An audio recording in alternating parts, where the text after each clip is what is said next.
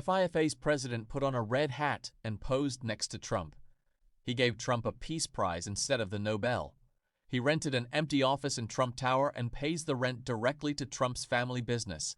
And now he wants to hand the World Cup trophy to Trump at the final ceremony. So what did he get in return?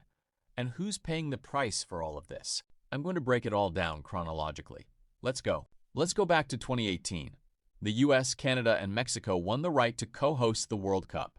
That day, Trump said, "I wish I could be there, but I won't. My term will be over." Trump thought he was going to miss this tournament. Meanwhile, Infantino was trying to repair FIFA's image. Dozens of executives had been arrested in bribery scandals. If you Googled FIFA, the first results were corruption and bribery. He wanted to change that. During the Biden years, things didn't go well. The White House kept FIFA at arm's length. They didn't want to be seen alongside an organization with such a scandal-ridden past. FIFA requested high-level meetings repeatedly. They were all turned down. Then 2024 happened. Trump won, and everything changed for Infantino. January 2025, inauguration. Trump was sworn in for the second time. Infantino was there. Right after the ceremony, he posted on Instagram, "Together we will make not only America great again, but also the entire world."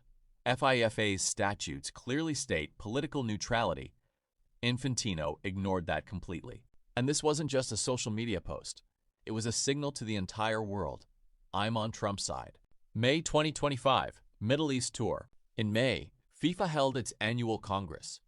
Infantino showed up hours late because he'd been on a Middle East tour with Trump. The FIFA president skipped a football meeting for Trump's diplomatic trip. Think about that. FIFA executives from around the world were sitting in the meeting room waiting. Infantino was taking photos with Trump. July 2025, Trump Tower office and Club World Cup. In July, Infantino opened FIFA's new New York office inside Trump Tower. The rent goes to Trump's family business. FIFA officials say the office sits largely empty, nobody uses it. That same month, he brought Trump onto the field at the Club World Cup final. As Chelsea captain Reece James lifted the trophy, Trump was standing right there. The players had no idea what was happening. Chelsea striker Cole Palmer later said, "I was confused." And that day, Infantino said something that will go down in history. As he placed the trophy in Trump's hands, he said, "Normally only the FIFA president and the winners can touch it. But since you're a winner too, you can touch it." Trump laughed and said, "Can I keep it? Can I keep it?" About the World Cup trophy? And Infantino laughed. October 2025, MAGA hat and Gaza plan. In October, Infantino showed up at Trump's Gaza Reconstruction Summit wearing a red cap, the exact same style as Trump's MAGA hat, and he announced that FIFA would donate money to the plan. At that summit, Hungary's Orban and Azerbaijan's Aliyev were present. France, the UK, and the Scandinavian countries didn't attend. Infantino was there. One comment went viral on social media. Is Infantino the FIFA president or Trump's deputy? December 2025, the Peace Prize scandal. In December, Trump openly complained about not having a Nobel Peace Prize.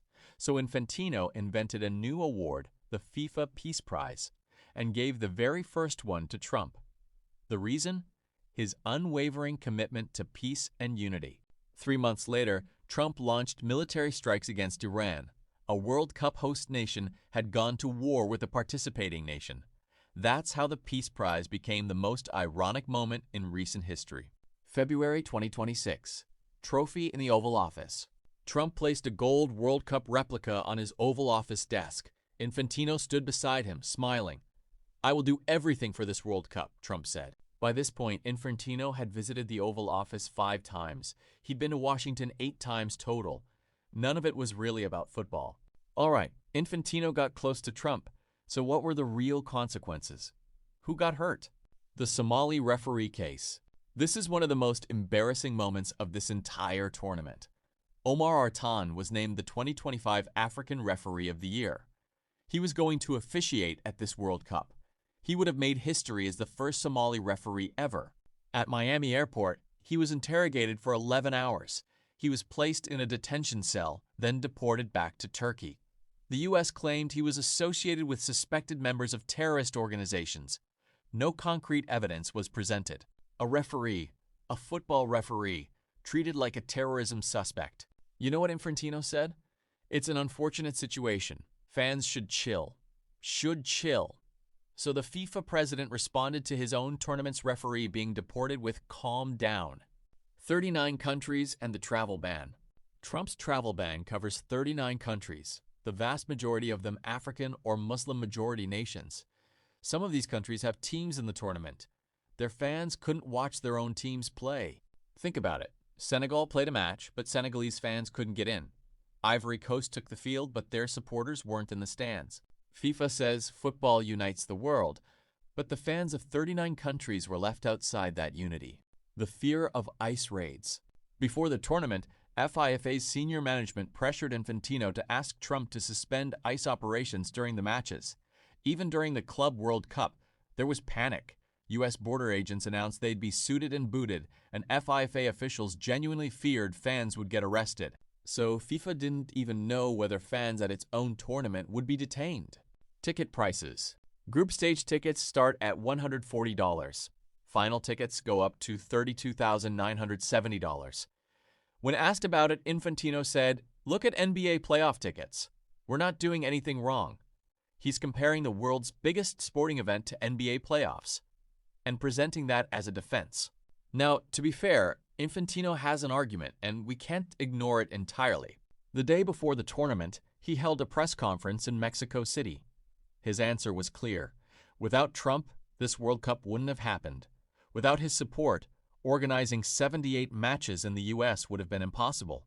And there are concrete results. Trump created a visa priority system for World Cup ticket holders. He set up a dedicated World Cup task force, so Infantino could say, "I got close to Trump, and I got real things in return." That's pragmatism. But you also have to ask, many officials inside FIFA are privately questioning this. What do all these visits, awards, and the Trump Tower office have to do with football? Or is Infantino using all of this to strengthen his own position? And there's an even deeper layer. Infantino is starting to reshape FIFA in Trump's image. FIFA is exploring plans to launch its own cryptocurrency, just like Trump did. FIFA is looking at hotel name licensing deals, just like the Trump family business. This relationship has gone beyond just organizing a World Cup. It might be changing FIFA's DNA. Move closer to the camera. Be completely honest. Now let me tell you what I actually think. Infantino isn't a bad person. He's a strategic person, and I understand the strategy. If you're hosting a World Cup in the U.S., you need to get along with the U.S. president. That makes sense. But at some point, pragmatism ends and surrender begins. And I think that line was crossed a long time ago. You gave Trump a peace prize. 3 months later, he launched strikes on Iran. You posed in a MAGA-style hat. You're paying rent to Trump's company for an empty office. A referee was deported, and you said, "Calm down." And now, at the final ceremony, the trophy will end up in Trump's hands. Mbappé, Rodri, or whoever wins will lift the cup with Trump standing right next to them. That image will go down in football history. FIFA has said for years, football unites the world. What is this tournament uniting? The fans of 39 countries aren't here. A referee was deported. Tickets cost $33,000. Can sport ever truly be independent from politics? Or was it always part of a game of money and power, and we're only now starting to see it clearly? Write your answer in the comments. And if you want to keep following this tournament with me, subscribe. I'm breaking it down like this every week.